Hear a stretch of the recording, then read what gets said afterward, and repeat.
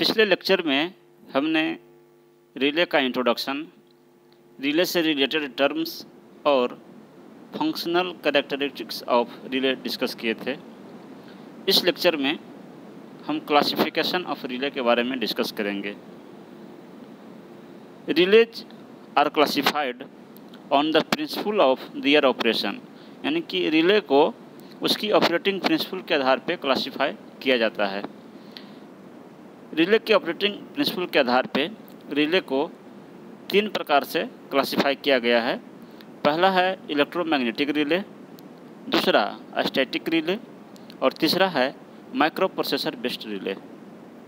इस लेक्चर में हम सिर्फ इलेक्ट्रोमैग्नेटिक रिले के बारे में डिस्कस करेंगे।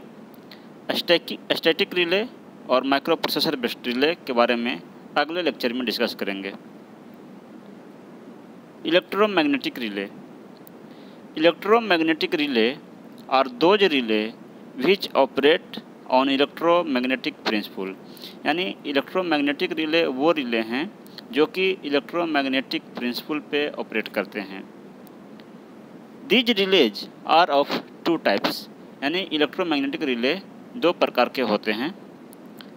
पहला है इलेक्ट्रोमैग्नेटिक अट्रैक्शन टाइप, दूसरा है इलेक्ट्रोमैग्नेटिक इंडक्शन टाइप रिले। दो प्रकार के इलेक्ट्रोमैग्नेटिक रिले हो सकते हैं। पहले हम लोग डिस्कस करते हैं electromagnetic attraction type relay. In this type of relay the operation is obtained by virtue of an armature being attracted to the poles of an electromagnet और a plunger being drawn into a solenoid, यानी electromagnetic attraction type relay, इस relay में एक armature या एक plunger attract होता है electromagnet की तरफ, इलेक्ट्रोमैग्नेट के पोल्स की तरफ या सोलेनॉइड की तरफ। यानी कि इलेक्ट्रोमैग्नेटिक अट्रैक्शन टाइप रिले में एक आर्मेचर या प्लंजर ये सोलेनॉइड की तरफ या इलेक्ट्रोमैग्नेट की तरफ अट्रैक्ट होता है, यानी कि ये अट्रैक्शन प्रिंसिपल पे वर्क करते हैं, इसलिए से इलेक्ट्रोमैग्नेटिक अट्रैक्शन टाइप रिले कहा जाता है। These relay can be operated on both DC as well as AC, यानी कि अट्रैक्शन टाइप रिले को डीसी के साथ साथ एसी क्वांटिटी पर भी इसको ऑपरेट किया जा सकता है। With DC the torque developed is constant, यानी कि अगर अट्रैक्शन टाइप रिले को डीसी पे ऑपरेट किया जाता है तो जो टॉर्क प्रोड्यूस होता है, जो टॉर्क डेवलप होता है, वो कांस्टेंट टॉर्क डेवलप होता है। And if this force exceeds A pre determined value the relay operates, और यह टॉर्क एक निश्चित लिमिट से एक्सीड करता है तो आपका रिले ऑपरेट करता है।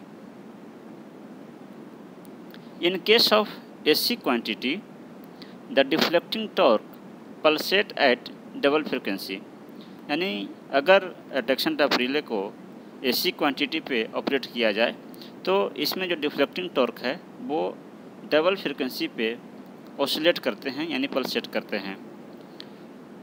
इस चीज़ को हम ऐसे समझ सकते हैं, in case of AC quantity the force is given by F is proportional to I square. कहने का मतलब है कि जब attraction type relay AC quantity पे वर्क करता है तो जो टॉर्क प्रोड्यूस होता है वो करंट के स्क्वायर के प्रोपोर्शनल होता है, यानी जब फोर्स प्रोड्यूस होता है जो कि आर्मेचर को या प्लंजर को अट्रैक्ट करता है तो वह फोर्स करंट के स्क्वायर के प्रोपोर्शनल होता है।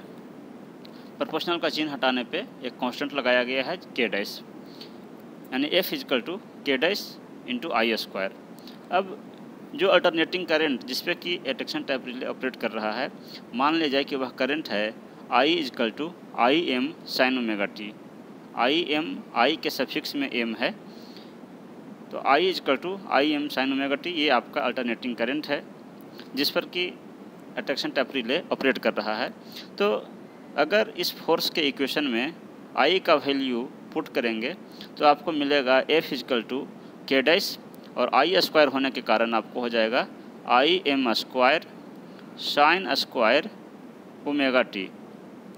साइन स्क्वायर ओमेगा टी, और साइन स्क्वायर ओमेगा टी को जब आप एक्सपेंड कीजिएगा 1 माइनस कोस 2 ओमेगा टी इसको लिख सकते हैं। तो इस प्रकार से हम देखते हैं कि जो टॉर्क प्रोड्यूस होता है या जो फोर्स, अट्रैक्शन फोर्स जो डेवलप होता है, वह उसका एक्सप्रेशन में डबल फ्रीक्वेंसी कंपोनेंट है। यहाँ पे आप देखिए cos 2 omega T, cos 2 omega T, जहाँ ओमेगा जो है ये सप्लाई फ्रीक्वेंसी है, तो सप्लाई फ्रीक्वेंसी का डबल फ्रीक्वेंसी का फोर्स, अट्रैक्शन फोर्स इसमें डेवलप होता है। तो इसलिए जो है वो आपका जो रिले है वो डबल फ्रीक्वेंसी पे ये पल्सेट करते हैं, ऑसिलेट करते हैं। This means the relay vibrates at double the supply frequency. इसका मतलब यह हुआ कि जो रिले है, अट्रैक्शन टाइप रिले जो है, वो सप्लाई फ्रीक्वेंसी की तुलना में उसके डबल फ्रीक्वेंसी पे ये वाइब्रेट करता है। These vibrations will lead to sparking between the contacts. इस वाइब्रेशन के कारण रिले के कॉन्टैक्ट्स के बीच स्पार्किंग हो सकती है। And the relay will soon be damaged, और रिले जल्द ही डैमेज हो सकता है। Due to doubling effect the electromagnetic attraction relay are not practically used. इस डबलिंग इफेक्ट के कारण इलेक्ट्रोमैग्नेटिक अट्रैक्शन रिले को प्रैक्टिकली यूज नहीं किया जाता है। यह फिगर आपका इलेक्ट्रोमैग्नेटिक अट्रैक्शन टाइप रिले के कंस्ट्रक्शन को शो कर रहा है। इसमें ये आपका बस बार है जिसको कि प्रोटेक्शन प्रोवाइड करना है, और ये आपका सर्किट ब्रेकर है जो कि फॉल्ट के कंडीशन में सर्किट को ब्रेक करता है, आइसोलेट कर देता है। इस बस बार के थ्रू एक सीटी कनेक्टेड है, सीटी की प्राइमरी बस बार से कनेक्टेड होती है, और सेकेंडरी वाइंडिंग में रिले कनेक्टेड होता है, सेकेंडरी वाइंडिंग से रिले कनेक्टेड होता है। नॉर्मल सिचुएशन में ये रिले के जो कॉन्टैक्ट्स हैं ये ओपन रहते हैं, जैसा कि फिगर में देख रहे हैं आप कि नॉर्मल पोजीशन में ये रिले के कॉन्टैक्ट्स ओपन होते हैं, ओपन रहते हैं, यानी रिले के थ्रू कोई करंट फ्लो नहीं होता है। लेकिन सर्किट में जब कभी भी फॉल्ट होता है तो फॉल्ट होने पे इस बस बार के थ्रू फॉल्ट करंट का वैल्यू इंक्रीज करता है, करंट का वैल्यू इंक्रीज करता है। करंट का वैल्यू इंक्रीज करने पे करंट इस सीटी की प्राइमरी के थ्रू भी करंट का वैल्यू इंक्रीज करता है। जब सीटी के प्राइमरी में करंट का वैल्यू इंक्रीज करता है तो सीटी की सेकेंडरी में भी करंट का वैल्यू इंक्रीज करता है। जब सीटी की करंट सेकेंडरी में करंट इंक्रीज करता है तो जो अट्रैक्शन फोर्स डेवलप होता है वह फोर्स का वैल्यू एक लिमिट से एक्सीड कर जाता है, और इस प्लंजर को या इस सोलेनॉइड, इस प्लंजर को या आर्मेचर को ये जो है वो अट्रैक्ट कर लेता है। अट्रैक्ट करने के बाद ये सर्किट ब्रेकर का जो ट्रिपिंग मैकेनिज्म है उससे ये कनेक्ट हो जाता है, और सर्किट ब्रेकर आपका ऑपरेट हो जाता है और सर्किट को आइसोलेट कर देता है, यानी सर्किट को ब्रेक कर देता है। तो अट्रैक्शन टाइप जो रिले है वो प्लंजर या आर्मेचर के अट्रैक्शन पे डिपेंड करता है। इसमें एक अट्रैक्शन फोर्स डेवलप होता है जो कि फॉल्ट होने पे इसको अट्रैक्ट कर लेता है, और ट्रिपिंग मैकेनिज्म का सर्किट फिर आपका कंप्लीट हो जाता है और आपका जो सर्किट ब्रेकर है वो ऑपरेट होता है। दूसरा है electromagnetic induction relay. The induction relay operation is based on the electromagnetic induction principal, यानी कि जो इलेक्ट्रोमैग्नेटिक इंडक्शन टाइप रिले हैं इनका ऑपरेशन इंडक्शन प्रिंसिपल पे, इलेक्ट्रोमैग्नेटिक इंडक्शन प्रिंसिपल पे बेस्ड होता है। Therefore this relay can be used only on AC circuit, और इसलिए यह रिले सिर्फ और सिर्फ एसी सर्किट पर ही यूज किए जाते हैं। Depending upon the type of rotor being used these are categorised as, यानी कि इस रिले में जो रोटर यूज होता है, यानी कि जो रोटेटिंग पार्ट हैं, जो रोटेटिंग एलिमेंट हैं, उसके कंस्ट्रक्शन के आधार पे यह रिले, इंडक्शन टाइप रिले दो प्रकार के होते हैं, इंडक्शन डिस्क टाइप रिले और इंडक्शन कप टाइप रिले। तो पहले हम लोग इंडक्शन डिस्क टाइप रिले के बारे में डिस्कस करेंगे। In case of induction disc type of relay, disc is the moving element, यानी कि इंडक्शन डिस्क टाइप रिले में जो मूविंग एलिमेंट है, ये आपका जो मूव करता है वह डिस्क के शेप का होता है, on which the moving contact of the relay is fixed, और इसी मूविंग इलामेंट पे रिले का मूविंग कॉन्टैक्ट फिक्स्ड होता है। Whereas in case of induction cup the contact is fixed with the cup, जबकि जो इंडक्शन कप टाइप जो relay होते हैं उसमें रिले का कॉन्टैक्ट कप के साथ फिक्स्ड होता है, यानी उसमें जो रोटेटिंग पार्ट होते हैं वो कप के शेप के होते हैं, और जो इंडक्शन डिस्क टाइप रिले होते हैं इसमें रोटेटिंग जो मूविंग एलिमेंट है वो आपका डिस्क के शेप का होता है। There are two structures available under the induction disc type of relay. Induction disc type relay में भी दो प्रकार के स्ट्रक्चर अवेलेबल हैं, दो प्रकार के ये इंडक्शन डिस्क टाइप रिले भी पाए जाते हैं। पहला है शेडेड पोल स्ट्रक्चर और दूसरा है वाट आवर मीटर स्ट्रक्चर। दो प्रकार के इंडक्शन डिस्क टाइप रिले होते हैं। तो पहले हम लोग शेडेड पोल स्ट्रक्चर के बारे में डिस्कस करेंगे। शेडेड पोल स्ट्रक्चर में the disc is placed between the shaded and unshaded poles of the relay, यानी जो शेडेड पोल स्ट्रक्चर होता है उसमें जो मूविंग एलिमेंट है या जो मूविंग डिस्क है वह शेडेड और अनशेडेड पोल के बीच में रखा जाता है। The relay consists of an operating coil which is fed by the current proportional to the system current, यानी इस रिले में एक ऑपरेटिंग कॉइल होता है जिसमें कि सिस्टम करंट के प्रोपोर्शनल करंट फेड किया जाता है, यानी सप्लाई दी जाती है। The air gap flux produced by this current is split into two out of phase component, यानी इस करंट के कारण जो फ्लक्स प्रोड्यूस होता है उसे दो फेज में स्प्लिट किया जाता है, और वो दोनों फेज आउट ऑफ फेज होते हैं, यानी कि दोनों में एक फेज का डिफरेंस होता है, कुछ सम एंगल्स का डिफरेंस होता है। और ये फेज का स्प्लिट जो है वो शेडिंग रिंग प्रोवाइड करके किया जाता है, जो कि दोनों पोल्स में कॉपर का एक रिंग शेप का शेडिंग प्रोवाइड की जाती है, और उसके द्वारा जो है वो आपका दोनों फ्लक्स का जो दो सेक्शन होता है दोनों में फेज डिफरेंस क्रिएट किया जाता है। The disc is made of aluminium so as to have low inertia and therefore requires less reflecting torque for its motion, यानी कि जो डिस्क है वो एल्युमिनियम के बनाए जाते हैं और ताकि इसका जो इनर्शिया है वो लो इनर्शिया हो और इसके मोशन के लिए लेस यानी कि कम डिफ्लेक्टिंग टॉर्क की आवश्यकता होती है, स्मॉल डिफ्लेक्टिंग टॉर्क की आवश्यकता होती है। यह figure shaded pole induction disc relay के कंस्ट्रक्शन को दो डिफरेंट व्यू से इसमें दिखाया गया है। इस फिगर में एक ऑपरेटिंग कॉइल है और ये आपका इलेक्ट्रोमैग्नेट है। इलेक्ट्रोमैग्नेट के पोल्स पे कॉपर के रिंग से शेडिंग प्रोवाइड करके और दोनों फ्लक्स के बीच जो दो फ्लक्स प्रोड्यूस होते हैं इन दोनों फ्लक्स के बीच फेज एंगल क्रिएट किया जाता है, फेज डिफरेंस क्रिएट किया जाता है, जो कि टॉर्क को प्रोड्यूस करने के लिए ज़रूरी है। Phase difference effective torque produce करने के लिए आवश्यक है, तो इसलिए शेडिंग प्रोवाइड करके इसमें जो है वो आपका फेज डिफरेंस क्रिएट किया जाता है। जो मैग्नेटिक फील्ड प्रोड्यूस होता है तो इलेक्ट्रोमैग्नेटिक इंडक्शन इफेक्ट के कारण ये जो एल्युमिनियम का डिस्क है ये रोटेट करता है।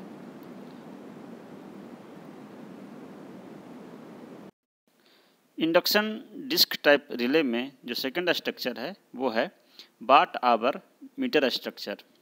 The construction of this structure is exactly similar to the watt hour meter, यानी वाट आवर मीटर स्ट्रक्चर जो है इंडक्शन डिस्क टाइप रिले का, इसका स्ट्रक्चर वाट आवर मीटर के जैसा बिल्कुल उसके मिलता जुलता है, बिल्कुल सिमिलर इसका स्ट्रक्चर होता है जैसा कि वाट आवर मीटर का स्ट्रक्चर होता है। The structure has two separate coils on two different magnetic circuit, यानी इस स्ट्रक्चर में दो डिफरेंट मैग्नेटिक सर्किट पे दो सेपरेट कॉइल्स होते हैं। each of which produces one of the two necessary fluxes for driving the disk of the relay। Relay के disc को ड्राइव करने के लिए, उसको रोटेट करने के लिए जो नेसेसरी फ्लक्स की ज़रूरत है वो इन दोनों कॉइल्स के द्वारा प्रोड्यूस की जाती है।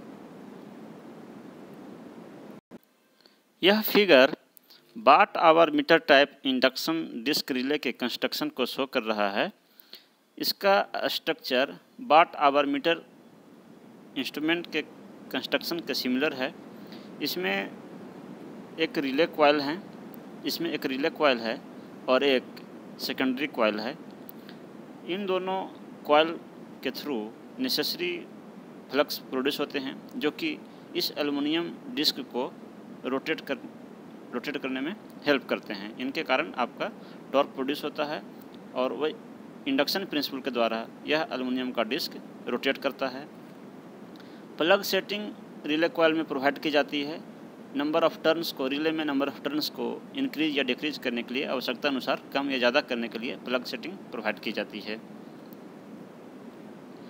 अब हम लोग डिस्कस करेंगे induction cup relay.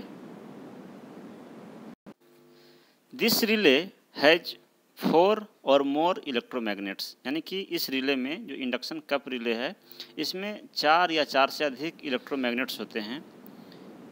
A stationary iron core is placed between these electromagnets। In electromagnets के बीच में स्टेशनरी आयरन कोर प्लेस किया जाता है या रखा जाता है। The rotor is a hollow cylindrical cup which is free to rotate in the gap between the electromagnets and the stationary iron core. यानी कि जो रोटर है वो एक सिलेंड्रिकल कप शेप का हॉलो यानी कि वो खोखला होता है, यानी कि the rotor is a hollow cylindrical cup. Rotor जो है वो एक खोखला सिलेंड्रिकल कप होता है जो कि स्टेशनरी आयरन कोर और इलेक्ट्रोमैग्नेट्स के बीच जो गैप है उसमें रोटेट करने के लिए वो फ्री रहता है, स्वतंत्र रूप से वह रोटेट करता है। When the electromagnets are energised they induce voltage in the rotor cup and hence eddy currents. यानी जब इलेक्ट्रोमैग्नेट्स को इनर्जाइज किया जाता है, जब सप्लाई प्रोवाइड की जाती है या इनपुट दिया जाता है तो इस रोटर कप में वोल्टेज इंड्यूस्ड होता है और उसके बाद फिर इडी करंट भी इसमें इंड्यूस्ड होता है, डेवलप होता है। The eddy currents due to one flux interact with the flux due to other poles. यानी कि इसमें जो अलग अलग पोल्स के कारण जो फ्लक्स डेवलप होते हैं वो आपस में इंटरेक्ट करते हैं और इस इंटरेक्शन के कारण एक टॉर्क प्रोड्यूस होता है जो कि इसे रोटर को रोटेट करता है। The induction cup type relay are more sensitive than induction disc type relay. यानी जो इंडक्शन कप टाइप रिले है वो इंडक्शन डिस्क टाइप रिले की तुलना में ज़्यादा सेंसिटिव होता है and are used in high speed relay application. और इसलिए इसका उपयोग जहाँ हाई स्पीड रिले की आवश्यकता है वहाँ पे इंडक्शन कप टाइप रिले का प्रयोग किया जाता है। यह figure induction cup type relay का स्ट्रक्चर को शो कर रहा है। इसमें 4 इलेक्ट्रोमैग्नेट्स हैं, लेकिन 4 या 4 से अधिक इलेक्ट्रोमैग्नेट्स भी हो सकते हैं। प्रत्येक इलेक्ट्रोमैग्नेट पे कॉइल वुंड किया हुआ है और इन चारों इलेक्ट्रोमैग्नेट्स के बीच में जो स्पेस है उसमें कप शेप का आपका आयरन का कोर रखा हुआ है और फिर इसमें रोटर भी रखा होता है जो कि इन फ्लक्स के इंटरेक्शन के कारण जो टॉर्क प्रोड्यूस होता है उसके कारण ये रोटेट करते हैं। अब हम लोग इंडक्शन रिले में टॉर्क प्रोडक्शन के बारे में डिस्कस करेंगे, यानी torque production in induction relay. इसमें जो टॉर्क प्रोड्यूस होता है उसका हम लोग एक्सप्रेशन ड्राइव कर रहे हैं। For producing torque 2 fluxes displaced in space and time in time phase are required, यानी टॉर्क प्रोड्यूस होने के लिए दो फ्लक्स जो कि एक दूसरे से कुछ एंगल्स से सेपरेटेड हों, डिस्प्लेस्ड हों, कुछ फेज एंगल हो, उसकी ज़रूरत होगी। दो फ्लक्स की ज़रूरत होगी जो कि कुछ फेज एंगल के डिफरेंस पे हो। लेट दीज फ्लक्सेस बी, मान लिया जाए कि ये जो फ्लक्स हैं वो हैं φ1 और φ2, जहाँ φ1 equal to φm sin omega T और जो φ2 है वो φ-m sin omega T plus theta. दोनों फ्लक्स के बीच थीटा एंगल का डिफरेंस है। दोनों को थीटा एंगल के डिफरेंस, दोनों के बीच जब थीटा एंगल का डिफरेंस है तो टॉर्क प्रोड्यूस होने के लिए ये दोनों के बीच थीटा एंगल का डिफरेंस किया गया है, जो कि शेडेड और नॉन शेडेड पोल होने के कारण ये फेज एंगल प्रोड्यूस होते हैं। फेज एंगल का फेज एंगल जो है ये शेडेड और नॉन शेडेड पोल होने के कारण ये फेज एंगल, दोनों फ्लक्स के बीच में ये फेज एंगल का सेपरेशन आता है। इसमें φm जो है ये, इसमें m फाई के सफिक्स में है, फाई के नीचे में है। उसी प्रकार से φ-m जो है वो फाई के सफिक्स में m है। जो φ1 लिखा हुआ है वो फाई के नीचे में, फाई के नीचे में 1 है φ1, और जो φ2 है वो भी फाई के नीचे में सफिक्स में 2 है φ2। Flux φ1 is produced by shaded pole and φ2 by the unshaded pole, यानी कि जो फ्लक्स φ1 प्रोड्यूस हो रहा है वो शेडेड पोल के कारण प्रोड्यूस हो रहा है, और जो φ2 है वो अनशेडेड पोल के कारण प्रोड्यूस हो रहा है। The shaded pole flux lags that by the unshaded pole by an angle theta. जो शेडेड पोल का फ्लक्स है वो अनशेडेड पोल वाले फ्लक्स से थीटा एंगल से लैग करते हैं। शेडिंग प्रोवाइड करने के कारण जो शेडेड पोल के फ्लक्स हैं वो अनशेडेड पोल वाले से थीटा एंगल से लैग करते हैं। The two fluxes φ1 and φ2 will induce voltage E1 and E2 respectively. ये दो फ्लक्स φ1 और φ2 के कारण वोल्टेज E1 और E2 इंड्यूस्ड होंगे। φ1 के कारण E1 वोल्टेज इंड्यूस्ड होगा और φ2 के कारण E2 वोल्टेज इंड्यूस्ड होगा। In the disc due to induction, induction के कारण डिस्क में ये आपके दो EMF इंड्यूस्ड होंगे, φ1 के कारण E1 और φ2 के कारण E2। These voltages will circulate eddy currents in the disk of the relay। इन इंड्यूस्ड वोल्टेज के कारण रिले के डिस्क में एडी करंट सर्कुलेट होंगे। Assuming the disc to be non inductive, यानी कि डिस्क को नॉन इंडक्टिव एज्यूम किया गया है, यानी कि ये रेसिस्टिव है, इंडक्टिव नहीं है। These currents will be in phase with their respective voltage, यानी चूँकि जो डिस्क है उसको नॉन इंडक्टिव माना गया है, वो नॉन इंडक्टिव होते हैं, इसलिए जो करंट प्रोड्यूस होंगे, जो एडी करंट प्रोड्यूस होंगे E1 करंट के E1 इंड्यूस्ड वोल्टेज के कारण I1 करंट प्रोड्यूस होगा एडी करंट, और E2 इंड्यूस्ड वोल्टेज के कारण I2 current eddy current produce होगा। तो जो करंट प्रोड्यूस होंगे वो अपने रिस्पेक्टिव वोल्टेज के फेज में होंगे, यानी सेम फेज में होंगे, यानी E1 के फेज में होगा I1 और E2 के फेज में होगा I2। यह फेजर डायग्राम को रिप्रेजेंट कर रहा है, जिसमें कि जो शेडेड पोल के कारण जो फ्लक्स प्रोड्यूस हुआ है वो φ1 है, और जो अनशेडेड पोल के कारण जो फ्लक्स प्रोड्यूस होते हैं वो है φ2। दोनों के बीच थीटा एंगल का सेपरेशन है, थीटा से दोनों डिस्प्लेस्ड हैं। φ1 के कारण डिस्क में जो वोल्टेज इंड्यूस्ड होंगे φ1 के कारण वो φ1 से 90 डिग्री से लैग करेंगे। तो 90 डिग्री नीचे 90 डिग्री लैगिंग पे E1 को दिखाया गया है, जो कि डिस्क में φ1 के कारण इंड्यूस्ड हुआ, और उसी प्रकार से φ2 के कारण जो φ2 के कारण जो E2 वोल्टेज इंड्यूस्ड होगा वो भी φ2 की तुलना में 90 डिग्री से ये डिस्प्लेस्ड होंगे, 90 डिग्री से लैग करेंगे, यानी φ2 और E2 के बीच में 90 डिग्री का सेपरेशन होगा, और उसी प्रकार से φ1 और E1 के बीच 90 डिग्री का सेपरेशन होगा, क्योंकि ये जो EMF हैं वो फ्लक्स से 90 डिग्री से लैग करेंगे। लेकिन चूँकि जो डिस्क है वो नॉन इंडक्टिव है, इसलिए जो करंट प्रोड्यूस होंगे वो अपने रिस्पेक्टिव वोल्टेज के फेज में होंगे, यानी E1 के फेज में ही I1 होगा और E2 के फेज में ही I2 होगा। तो इस प्रकार से φ1 और φ2 के बीच जो फेज एंगल है थीटा, वही फेज एंगल आपको I1 I2 के बीच में या E1 E2 के बीच में होगा, यानी ये भी फेज एंगल थीटा होंगे। हम लोग जानते हैं कि E होता है d∅/dt, यानी अगर हम जानना चाहें कि EMF जो इंड्यूस्ड हो रहा है फ्लक्स के चेंज के कारण वो कितना हो रहा है, तो उस फ्लक्स को डिफ्रेंशिएट करना होगा। तो उसी प्रकार से φ1 फ्लक्स के कारण E1 वोल्टेज इंड्यूस्ड हो रहा है, तो E1 का वैल्यू निकालने के लिए हमें φ1 फ्लक्स को टाइम के रिस्पेक्ट में इसको डिफ्रेंशिएट करेंगे। तो φ1 के जगह पे हम लोग φ1 जो हमारा वैल्यू था उसको पुट करेंगे।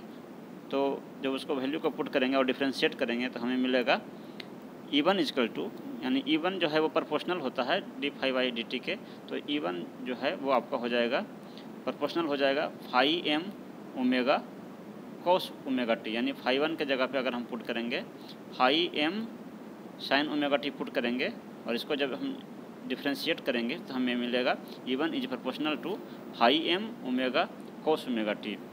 यहाँ पे ध्यान देना है कि फाई के साथ m जो है वो सफिक्स में है, मल्टीप्लिकेशन में नहीं है, ये सफिक्स में है।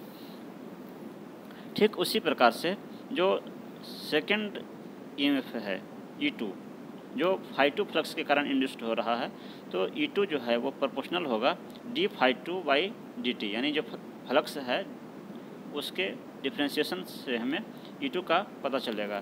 तो E2 को निकालने के लिए हमने अगर जो फ्लक्स था जो φ2 जो हमने स्टार्टिंग में एज्यूम किया था, जब हम उसको डिफ्रेंशिएट करेंगे तो हमें मिलेगा E2 is proportional to φ'(m) omega cos omega t plus theta. Eddy current I1 जो I1 है वो चूँकि जानते हैं जो करंट है वो वोल्टेज के प्रोपोर्शनल होता है, ये I1 जो है वो E1 के कारण प्रोड्यूस हो रहा है, E1 वोल्टेज के कारण, इसलिए जो I1 है वो E1 के प्रोपोर्शनल होगा और उसी प्रकार से जो I2 है वो E2 के प्रोपोर्शनल होगा। यानी हम कह सकते हैं कि I1 जो है वो E1 के प्रोपोर्शनल है, यानी कि φm omega cos omega t के प्रोपोर्शनल होगा, और जो I2 है जो सेकंड I2 जो है जो E2 के कारण प्रोड्यूस हो रहा है तो वो होगा आपको φ'(m) omega cos omega t, जो कि E2 के यानी कि E2 के प्रोपोर्शनल होगा। The flux φ1 will interact with the eddy current I2 and φ2 will interact with I1, यानी कि जो टॉर्क प्रोड्यूस होगा वो आपका φ1 का I2 के साथ इंटरेक्शन होने के कारण और φ2 का I1 के साथ इंटरेक्शन होने के कारण टॉर्क प्रोड्यूस होगा। और चूँकि सिंस φ2 इज लीडिंग φ1 और चूँकि φ2 जो है वो φ1 से लीड कर रहा है, इसलिए जो φ2 इंटू I1 के कारण जो टॉर्क प्रोड्यूस होगा वो पॉजिटिव होगा, और जबकि φ1 और I2 के कारण जो टॉर्क प्रोड्यूस होगा वो निगेटिव होगा। द रिजल्टेंट टॉर्क इज, तो रिजल्टेंट टॉर्क जो है आपको मिलेगा φ2 into I1 minus φ1 into I2, इन दोनों से हमें रिजल्टेंट टॉर्क मिलेगा। तो जब हम φ2 का वैल्यू φ2 के जगह पे हम पुट करेंगे φ'(m) sin omega t plus theta, और I1 के जगह पे पुट करेंगे φm omega cos omega t। उसी प्रकार से φ1 के जगह पे फिर पुट करेंगे φm sin ओमेगा t, और I2 के जगह पे पुट करेंगे φ'(m) omega cos omega t plus theta. तो जब हम इसको सिंप्लीफाई करेंगे तो हमें मिलेगा कि torque is proportional to φ'(m) into sine omega t plus theta into cos omega t minus φm sine omega t into cos omega t plus theta. तो यहाँ से φm इंटू φ'(m) दोनों ही पार्ट में, दोनों ही टर्म में common होगा, तो ये आप कॉमन ले सकते हैं, तो ये कॉमन ले लिया गया है। उसके बाद जो टर्म बचेंगे उसको आप इस फार्मूले पे तोड़ सकते हैं, sine A into cos b minus cos a into sine b into cos a into sine b। तो जो आपका फार्मूला होता है साइन a माइनस बी, तो साइन a माइनस बी करने पे आपका जो है ओमेगा टी वाला टर्म कैंसिल हो जाएगा और आपको सिर्फ बचेगा साइन थीटा। यानी कहने का मतलब है कि जो नेट रिजल्टेंट टॉर्क प्रोड्यूस होगा वो दोनों फ्लक्स के मैक्सिमम वैल्यू के प्रोडक्ट के प्रोपोर्शनल होगा, और साथ ही साथ दोनों फ्लक्स के बीच जो एंगल है उसका साइन के प्रोपोर्शनल होगा। यानी जो रिजल्टेंट टॉर्क प्रोड्यूस होता है इंडक्शन टाइप रिले में वो आपका प्रोपोर्शनल होगा phi dash M into sine theta के प्रोपोर्शनल होगा। तो टॉर्क के एक एक्सप्रेशन से हमने देखा कि जो टॉर्क प्रोड्यूस हो रहा है वो प्रोपोर्शनल है phi M into phi dash M into sine theta, जहाँ थीटा जो है ये दोनों फ्लक्स के बीच का एंगल है, दोनों फ्लक्स के बीच जो फेज एंगल है उसके साइन के प्रोपोर्शनल है। तो ये जो रिजल्टेंट टॉर्क प्रोड्यूस हो रहा है, रिजल्टेंट डिफ्लेक्टिंग टॉर्क जो प्रोड्यूस हो रहा है ये मैक्सिमम तब होगा जब साइन थीटा का वैल्यू मैक्सिमम होगा। तो साइन थीटा का मैक्सिमम वैल्यू होता है जब थीटा इक्वल टू 90 डिग्री होगा, उस समय टॉर्क का वैल्यू भी मैक्सिमम होगा। तो thus the torque is maximum when the two fluxes are displaced by 90 degree. इसलिए जो रिजल्टेंट टॉर्क प्रोड्यूस हुआ वह टॉर्क मैक्सिमम होगा जब दोनों फ्लक्स के बीच 90 डिग्री का सेपरेशन होगा, उस समय टॉर्क मैक्सिमम होगा। And since